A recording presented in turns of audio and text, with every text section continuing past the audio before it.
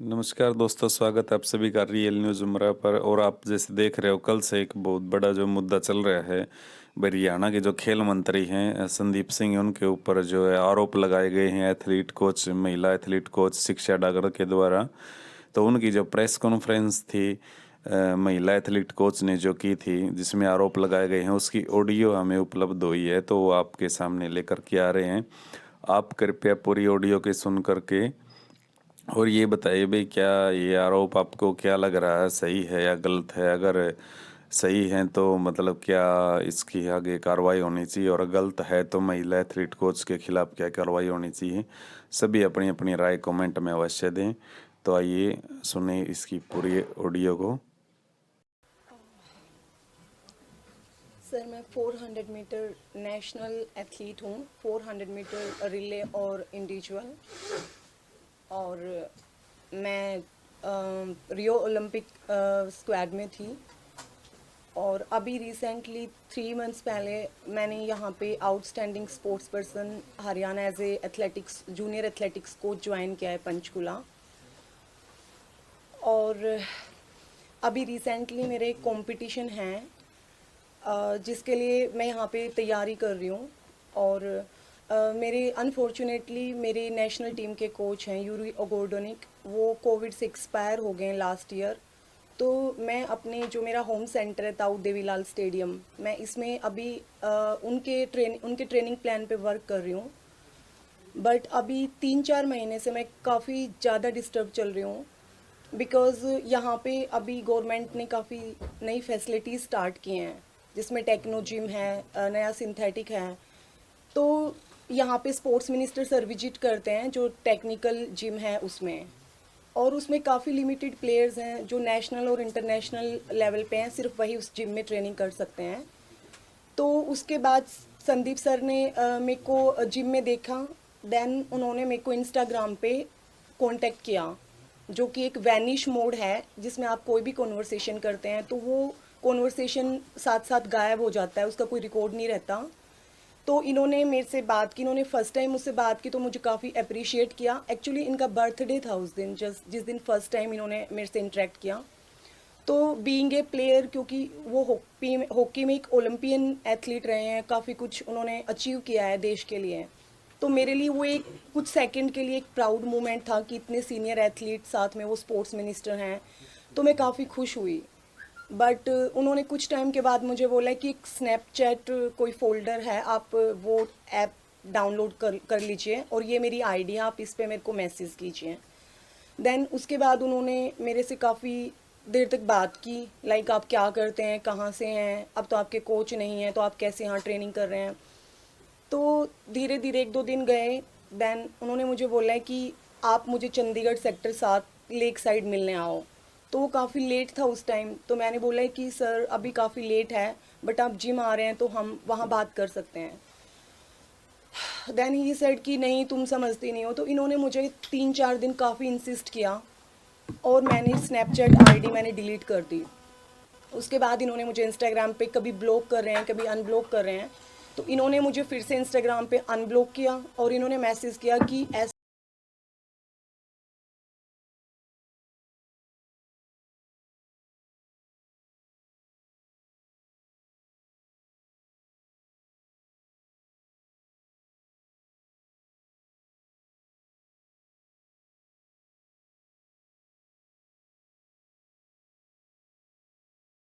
मुझे आज तक नहीं मिले हैं। उनका डेफिनेटली कहीं ना कहीं मिसयूज चल रहा है। तो इन्होंने मुझे बुलाया कि तुम आओ, वरना तुमने जो ये ओएसपी से एज ए कोच के लिए तुमने जो अप्लाई किया है, ये तुम्हारी जॉब नहीं लगेगी। तो सर मैं नेक्स्ट डे सारे डॉक्यूमेंट्स लेके मैं इनके घर पे गई, तकरीबन 1:30 बजे के आसपास। और इनका जो स्पोर्टिंग स्टाफ है, कुछ गनमैन थे और कुछ इनका जो पर्सनल स्टाफ स्पोर्ट्स पर्सन को जो ट्रीट करते हैं, वो लोग वहाँ पे अवेलेबल थे। देन मैं इनके पास गई, मैंने डॉक्यूमेंट्स दिखाए। और वो मेरा फर्स्ट टाइम मैं इनके घर पे मैंने सेक्टर 7 में 72 हाउस नंबर में मैंने मेरा पहला विजिट था। तो इन्होंने बोला है कि मैडम मैं यहाँ पे अनकंफर्टेबल हूँ और ऑफिस में बात नहीं करते हैं, कैमरा है और आप समझ सकते हैं। तो इनके ऑफिस में बिल्कुल साइड में एक कैबिन है जिसमें सिर्फ सोफ़ा डला हुआ है और कुछ टेबल वगैरह हैं। तो इन्होंने मुझे बोला कि मैं यहाँ कंफर्टेबल हूँ, मैं यहाँ बैठ के बात कर सकता हूँ। तो सर इन्होंने मेरे डॉक्यूमेंट्स टेबल पे रख दिए और साइड चेयर पे, ये जैसे ये चेयर है ये ऐसे आके बैठ गए और मैं बिल्कुल ऐसे बैठी, तो इन्होंने बोला कि आप साइड में आ जाइए। तो सर इन्होंने मेरे पैर पे हाथ रखा और बोले कि मैंने तुम्हें फर्स्ट टाइम देखा था, तुम मुझे तब से काफ़ी अच्छी लगती हो और तुम अट्रैक्टिव हो, तुम्हारा अच्छा फिगर है और एथलेटिक्स में तो सारी काली पीली लड़कियां हैं ना, उनका लुक अच्छा है ना पर्सनैलिटी अच्छी है, और मैं तुम्हें स्पॉन्सर कराऊंगा और तुम क्यों पंगे कर रही हो, ये हाथ पैर तुड़ा रही हो, तुम मुझे खुश रखो मैं तुम्हें खुश रखूंगा। सर मैं उस टेबल से, मैंने इन्हें बोला, इनका हाथ मैंने धीरे से हटाया, मैंने साइड लिया, क्योंकि मतलब मेरे लिए मेरे साथ वो एक बहुत अलग सा टाइम था कि मैंने वो चीज़ कभी फेस नहीं की थी। और मैं उठी तो ये इधर से घूम के यहाँ आए और ये यहाँ बैठ गए, तो इस साइड टेबल था, वो अलग चेयर थी, मेरा रास्ता ब्लॉक हो गया। और इन्होंने मेरे साथ उस टाइम मिसबिहेव करने की कोशिश की, लाइक छीना झपट्टी, और इन्होंने मेरा टी शर्ट भी फाड़ दिया उस टाइम। और आई वॉज क्राइंग और मैं चिल्ला रही थी, मैंने काफ़ी आवाज़ भी लगाई इनके स्टाफ में, बट वहाँ सब अवेलेबल थे लेकिन किसी ने मेरी कोई हेल्प नहीं की। और सर मैं एक स्पोर्ट्स गर्ल रही हूँ, तो मेरे को थोड़ा सा था कि शायद नॉर्मल जो लड़कियाँ होती हैं उनमें से शायद मेरे में थोड़ा सा strength comparison to other girls में थोड़ा फिट थी। और मैंने इन्हें रिक्वेस्ट किया कि सर प्लीज़ मुझे जाने दीजिए, तो ये बोले कि देख लो तुम्हारी नौकरी का सवाल है और बाकी तुम अपने मुंह से सारे काम ख़राब करती हो, और अगर तुम मुझे खुश नहीं रख सकती ना तो तुम किसी को खुश भी नहीं कर सकती और ना तुम्हें नौकरी मिलेगी। और तुम्हें फैक्ट ये है कि तुम्हें अपना शक्ल सूरत, अपना रंग, अपनी हाइट इस्तेमाल करनी नहीं आती। इन्होंने काफ़ी सीनियर प्लेयर्स हैं जो इंटरनेशनल लेवल पे अभी करंट खेल रहे हैं, देश का नाम इतना ऊपर कर रहे हैं, इन्होंने 3-4, आई एम सॉरी मैं उनके नाम बाहर नहीं कर सकती, इन्होंने 3-4 लड़कियों के एग्जाम्पल दिए कि मैंने उसका ये करा दिया, उसका मैंने ये करा दिया, इसको मैंने ब्लू टिक दिला दिया इंस्टाग्राम पे, मैंने इतना इनको स्पॉन्सर किया हुआ है।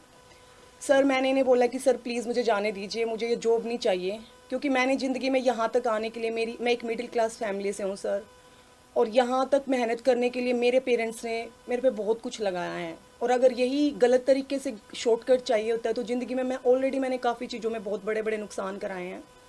सर इन्हें समझ नहीं आया और वो एकदम से ही जैसे कोई साइकोपैथ इंसान होता है, ये इन्होंने छीना झपट्टी की और मुझे निकलने नहीं दे रहे थे। और सर अनफॉर्चुनेटली मुझे नहीं पता चला कि मैं उस मतलब टाइम क्या रिएक्शन देती, और मेरा हाथ उठ गया और मैं सडन वहाँ से इनको पुश करके मैंने उन टेबल पे इनको गिरा दिया और मैं वहाँ से भागी और मैं बाहर चिल्लाती रही। तो एक साइड से इन्होंने डोर बंद करवाया हुआ था, जबकि मैं दूसरा इनका कैबिन था उसकी साइड से निकल के मैं भागी, और वहाँ पे जो पुलिस स्टाफ था और जो इनके लोग खड़े हुए थे वो हंस रहे थे मेरी उस सिचुएशन में। मेरा पर्स गिर गया था, मेरा सारा सामान यहाँ वहाँ फैल गया था, और मैं वहाँ से मैं भागती हुई मैं लेक तक भागी गई, और मैंने वहाँ जाके मैंने कैब बुक किया, तब मैं वापस अपने रेजिडेंस गई। और उसके बाद नेक्स्ट डे मैंने कोशिश की, मैंने उसी टाइम मैंने रात को मैं इतना घबराई हुई थी, मैंने डीजीपी सर के पीएस को कॉल किया, तो उन्होंने मेरा फ़ोन उठाया, मेरी पूरी बात सुनी और उन्होंने कहा कि मैडम कहाँ पंगे कर रही हो आप, लड़की हो, कहीं को मरवा मरू देगा मंत्री हैं, आराम करो कुछ नहीं होता। ही सेड लाइक दिस, और मेरे को बड़ा अजीब लगा और मैंने फ़ोन रख दिया। उस टाइम मैंने सीएम सर के पीएस को भी कॉल किया और उन्हें भी मैंने ये सब चीज़ें बताई जो उनका लैंडलाइन फ़ोन देखते हैं, बट